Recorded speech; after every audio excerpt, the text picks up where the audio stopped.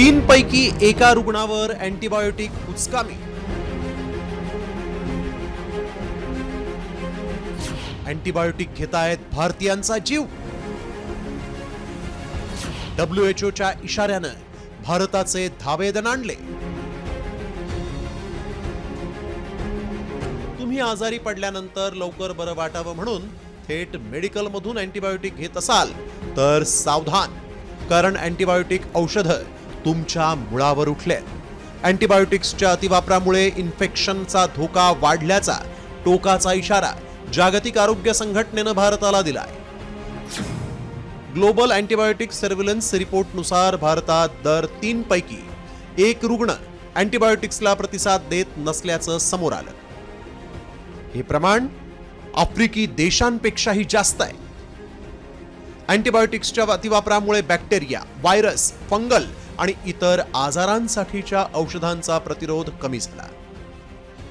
तर या अँटीबायोटिक्सच्या अतिवापरामुळे दरवर्षी भारतात 3 लाखांपेक्षा जास्त मृत्यू होत आहेत। खरं तर अँटीबायोटिक्सच्या अतिवापरामुळे किडनी, पोटाच्या आजारांसोबतच रक्तवाहिन्यांसंदर्भातील आजार होण्याची भीती व्यक्त करण्यात आली आहे। की अनेक रुग्ण हे औषध चालू केल्यावर वरवर बरं वाटल्यानंतर ही औषधं बंद करतात। अशी मध्येच औषधं थांबल्यामुळं किंवा पूर्ण त्याचा कोर्स न केल्यामुळं हे रोगजंतू हळूहळू ही जी अँटीबायोटिक्स ती पचवायला लागतात आणि त्यानंतर ती औषधं देऊनही ते रोगजंतू नष्ट होत नाहीत। यालाच अँटीबायोटिक रेझिस्टन्स म्हणतात। 3च्या ऐवजी 2 वेळा घेतलं, 2च्या ऐवजी 1 वेळा घेतलं, 1-2 दिवस मध्ये घेतलंच नाही तरीसुद्धा अशा प्रकारचा हा बॅक्टेरियल रेझिस्टन्स निर्माण होऊ शकतो। अमेरिका आपल्या बजेटच्या 17% रक्कम आरोग्यावर खर्च करते, मात्र भारतात केवळ GDPच्या 4% ही आरोग्यावर खर्च केला जात नाही।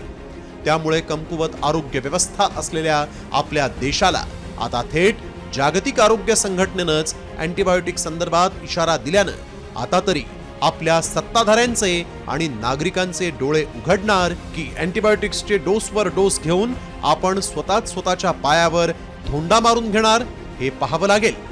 ब्युरो रिपोर्ट, साम TV न्यूज।